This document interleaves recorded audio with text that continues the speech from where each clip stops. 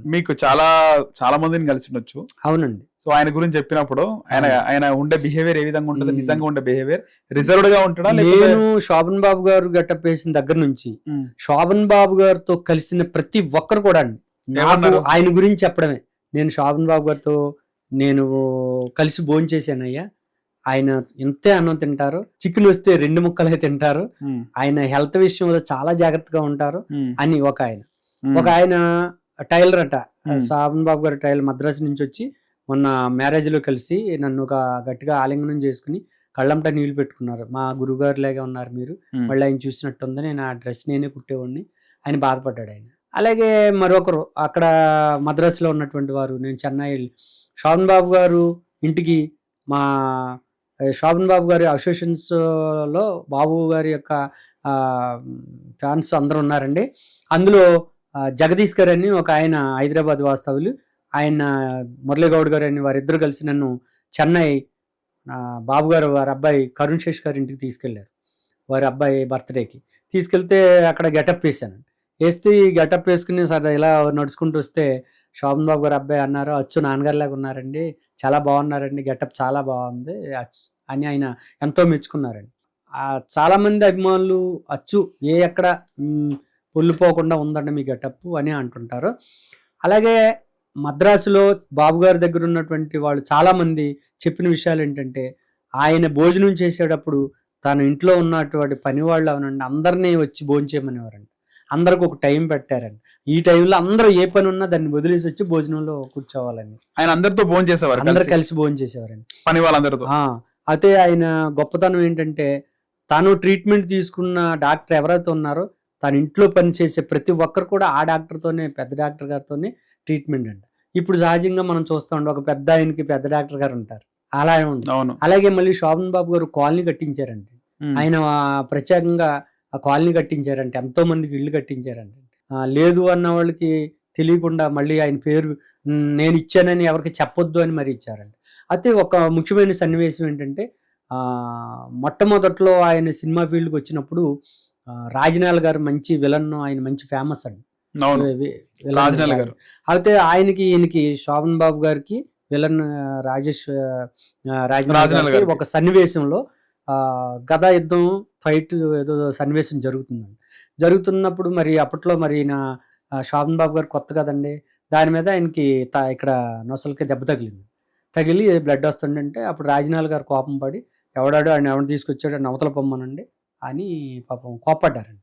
కోప్పడితే అప్పుడు శోభన్ బాబు గారు ఇంక వాళ్ళతో నా పని అయిపోయింది, ఇక నన్ను హీరో కాదండి, ఏదో చిన్న పాత్ర చేస్తున్నాడు. అప్పుడు ఎవరు తీసుకొచ్చారో అతలు పొమ్మనండి అని చాలా కోప్పడ్డారు. అక్కడ సీన్ అయిపోయింది. తర్వాత ఆయన మంచి పాపులర్ అయ్యారు, మంచి ఇది అవ్వాక, మంచి స్టార్ అవ్వాక ఒకనొక టైంలో రాజనాల్ గారు రోడ్డు అంతా నడిచి వెళ్తున్నారు. అప్పుడు రాజనాల్ గారు మొత్తం అన్ని ఆస్తులు అన్ని పోయి ఆయన బాగా డ్రింక్ చేసి పోగొట్టుకున్నాడు, అయిపోయి సామాన్య మానవుడిలాగా అయిపోయారు. అప్పుడు శోభన్ బాబు గారు కారులో వెళ్తా చూసి ఆయన్ని కారు ఎక్కించుకున్నారు. కారు ఎక్కించుకుని కవర్లోను అమౌంట్ పెట్టి మీరు రూమ్కి వెళ్ళి చూసుకోండి అని చెప్పారండి. చెప్పేటప్పటికి ఈయన రాజనాల్ గారు రూమ్కి వెళ్ళి కవర్ ఓపెన్ చేసి చూసారండి. అప్పట్లో 25,000 ఉందంట. ఆశ్చర్యపోయారండి. రాజనాల్ గారు ప్రతి ఇంటర్వ్యూలో ఈ మాట చెప్పి తీరి కళ్ళంట నీళ్లు తెచ్చుకునేవారండి. ఆయన యొక్క గొప్పతనం ఇలా ఉంటుందని నేను అనుకోలేదు. అప్పట్లో ఫస్ట్లో నేను తిట్టాను, ఎవరైనా సరే అది కోపం పెట్టుకుని నన్ను అసలు పలకరించరు, అలాంటి మంచి మనసున్న వ్యక్తి కాబట్టి నన్ను పిలిచి కారు ఎక్కించుకుని నాకు అంత డబ్బు ఇచ్చారు అని శోభన్ బాబు గారు గొప్పతనాన్ని ఆయన ఎంతో కళ్ళంట నీళ్లు తెచ్చుకుని మరీ చెప్పేవారంట. అలాంటి చాలా అండి, ఆయన తెలియని దానాలు చేసి ఎన్నో ఉన్నాయండి. ఇప్పుడు శోభన్ బాబు గారిని చాలా మంది కొందరు అంటుంటారంటే తెలియని వాళ్ళు, ఆయన పేనస్గా ఉంటారంట. పేనస్గా ఎందుకుంటారో ఎక్కడ ఇవ్వాలో అక్కడ ఇచ్చేవారండి. ఇప్పుడు మనకు డబ్బు ఉంది కదా అని రోడ్డంట పోయేవాడికి ఆకేసి మనం ఏం డబ్బు పంచిపాడు, ఆపదను కనిపెట్టి ఎవరు ఆపదలో ఉన్నారో అది ఎక్కడ ఉపయోగపడద్దో అక్కడ ఇస్తేనే దాని ప్రయోజనం. లక్షలు ఉన్నాయి కదండి, దారిలో పారిపోయాం కదండి, ఉపయోగించాడు ఆయన, అలా ఉపయోగించాడు.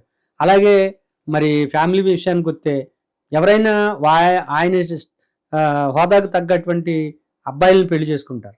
ఆయన హోదాకి తక్కువలో ఉన్నటువంటి అబ్బాయిల్ని వారి అమ్మాయిలకి ఇచ్చి ఆయనకి సమానమైన హోదాకి తీసుకొచ్చి అమెరికా పంపించి డాక్టర్లను చేసి అంత హోదాలో చేసుకొచ్చారు.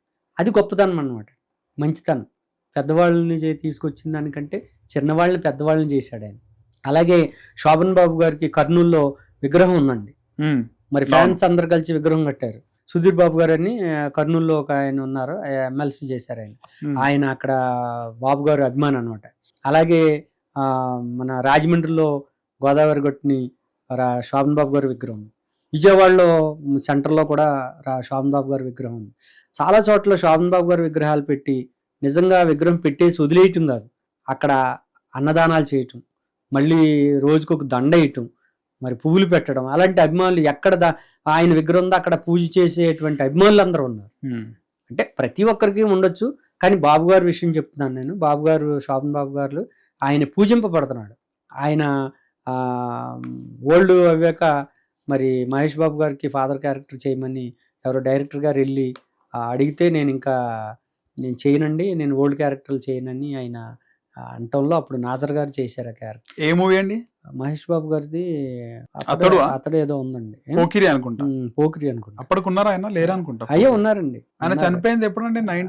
2009 కదండి? 8 అండి. 8. సో అప్పుడే పోకిరి వచ్చింది. వాణిశ్రీ గారును శారదా గారు నటించారు కదా, ఆ మూవీలో ఆవిడ వచ్చింది.